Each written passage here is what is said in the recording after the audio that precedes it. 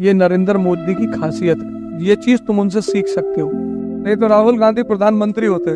98% लोग इसलिए परेशान हैं क्योंकि उनकी नजर इस पे है। उसकी आंखों में वो जो कमीनापन है वो दिखाई पड़ता रहता है। पढ़ोगे नहीं तो भीख मांगोगे। और मैं मोटिवेशन पे नहीं जीता, मैं शक्ति पर जीने वाला इंसान हूं।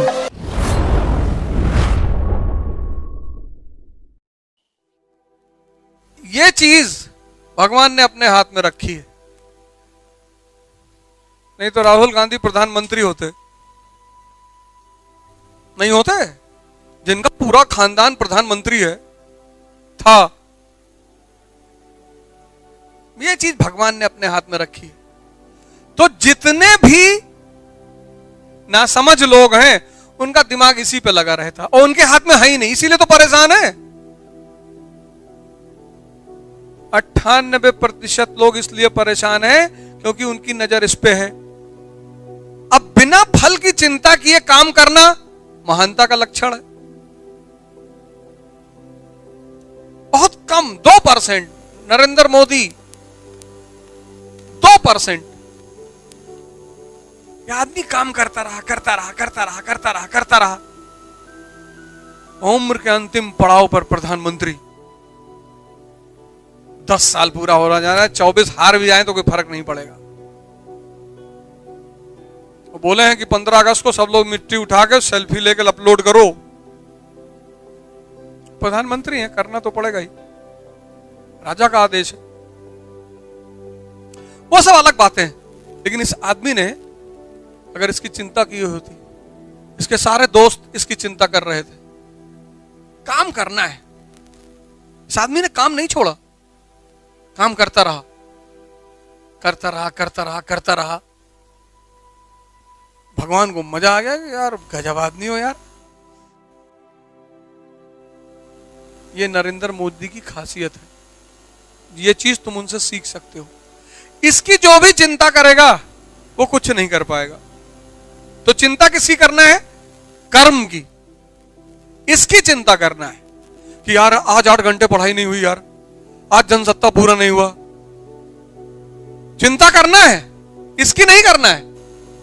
हाथ में ही नहीं है तुम्हारे। सर मेरा सिलेक्शन अगर नहीं हुआ तो? अब चूंकि तुम्हारे अहम की संतुष्टि तुमको करनी है, तुमको दुनिया को दिखाना है कि देखो हम सीईओ हो गए, लंबरदार हैं, उसका ठेका किसी ने थोड़ी लिया है।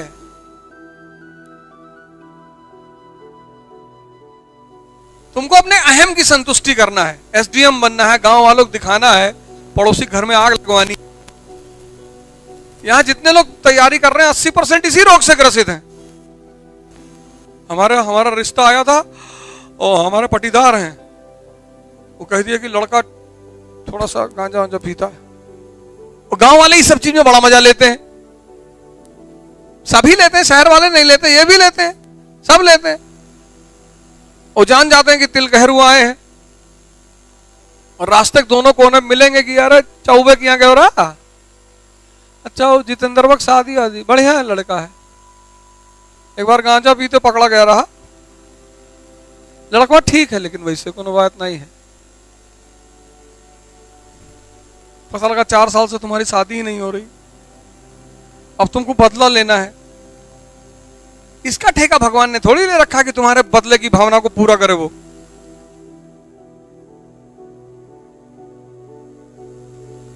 भगवान ने तुम्हारा ठेका ले रखा है, लेकिन तुम्हारे अहम का ठेका उसने नहीं ले रखा है। प्रेमानंद है ना महाराज जी, वृंदावन में 11 साल की उम्र में घर से भागे थे और 15 किलोमीटर भाग गए पहले दिन। 11 साल क्या होता है यार, कुछ नहीं होता। बोले 1.5 दिन तो हम भूखे रहे, 1.5 दिन तक मंदिर में बैठे थे। एक आदमी आया तो बगल में कोई परमहंस जी थे, उनके लिए दूध लेकर आया था, मट्ठा या दूध लेकर आया था, दही लाया था।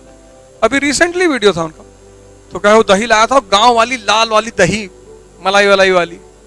हमसे कहा यार अब परमहंस जी तो है नहीं, तो कुटिया में ताला लगा तो तुम ही पी लो। पहले तो हम ना नकुर किए, लेकिन फिर एक छोटी सी लोटिया रखे थे, उसी में 4-5 लोटा पिए। तब भगवान को बहुत धन्यवाद दिए कि यार इतना बढ़िया व्यवस्था करते हो, भगवान ने तुम्हारा ठेका ले रखा है, तुम्हारे अहम का ठेका नहीं ले रखा है। ये जो तुम सबको दिखाना चाहते हो ना कि हम लंबरदार हैं और ऐसा है, सीओ हो गए, देखो दहेज में 2 करोड़ रुपया मिल रहा है। चुनाव लड़ने की बात करते हैं तो हमारे रिश्तेदार में बड़े खुश होते हैं, सोचते हैं लड़ेगा जितना पैसा ईसा कमाए सब लुटा देगा, अपने पैसे से थोड़ी लड़ेंगे। कि जो पैसा कमा रहे हैं इसमें जाके खाना खिलाएंगे किसी को? अपने पैसे से मैं खुद तो खाना खाता नहीं, किसी को पार्टी वार्टी नहीं देता, आज तक नहीं दिया। अभी जिसको दे दिया वो समझ लो बड़ा भाग्यशाली रहा होगा जीवन में। 1 रुपया किसी को नहीं दे सकते। तो कुछ लोग आके हमको चढ़ाते रहते हैं कि लड़ जा, जीत जावा तू। अरे तुम्हें लोग मानत है भाई, जीत जावा, MP हो जावा। तो उसकी आंखों में वो जो कमीनापन है वो दिखाई पड़ता रहता है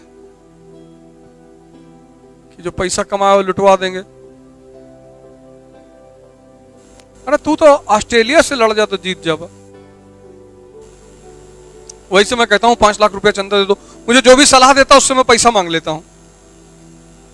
अरे भैया निकाल के जूता, इतना जूता मारेंगे, फर्जी सलाह मत देना। अगर पैसा देने की औकात रखते हो तब सलाह दो, फालतू की सलाह नहीं। क्योंकि अगर शुभचिंतक हो मेरे तो पैसा तो दोगे ही। ये चीज मैंने अपने पिता से सीखी। हमारी बहन पढ़ रही थी तो घर पे लोग आए तो कहे कि अरे 25 साल उम्र हो गई, ब्याह करा यार, तुम्हारे पापा कहे 50,000 रुपया दो। ये क्या झूठे शुभचिंतक आके बनते हो मेरे घर पे? लाओ 4 लोग 50,000 रुपया दे दो, 2 लाख हो जाए, कर दे शादी। पैसा नहीं है तभी तो नहीं कर पा रहे हैं। कौन नहीं चाहता कि उसकी बेटी की जल्दी शादी हो जाए, अच्छी शादी हो जाए? सब चाहते हैं, उसकी अपनी मजबूरी होती है ना। जैसे तुमको कोई सलाह दे कि दिल्ली चले आओ, पैसा मांग लो तुरंत।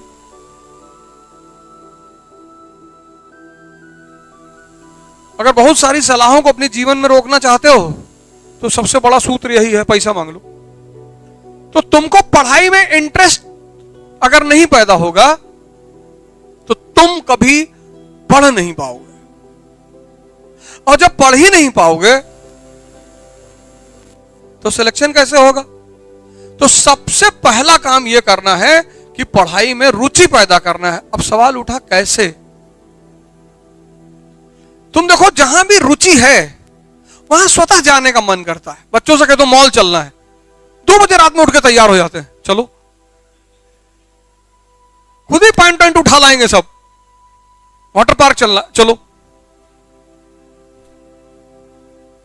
स्कूल जाने के लिए बच्चे बहुत नाटक करते हैं। यहाँ किडनी में दर्द हो रहा है, किडनी इधर है बे, अच्छा इधर है किडनी। क्यों करते हैं? क्योंकि स्कूल में शिक्षक दबाव बनाता है, खुद तो उसको कुछ आता नहीं, बच्चों पे दबाव बनाता है, टॉर्चर करता है। पढ़ोगे नहीं तो भीख मांगोगे। तुम भी तो भीखें मांग रहे हो। कितनी सैलरी है बे? पटना में मैं था, मेरे एक शिक्षक वहां पे हैं, उनको कल मैंने बुलाया, सम्मानित किया। एक ही शिक्षक, उस आदमी ने मुझे कभी डिमोटिवेट नहीं किया, कभी नहीं। हालांकि उन्होंने मंच पे कहा कि यार आज ये जो कर रहा है किसी को भरोसा तो हो नहीं रहा।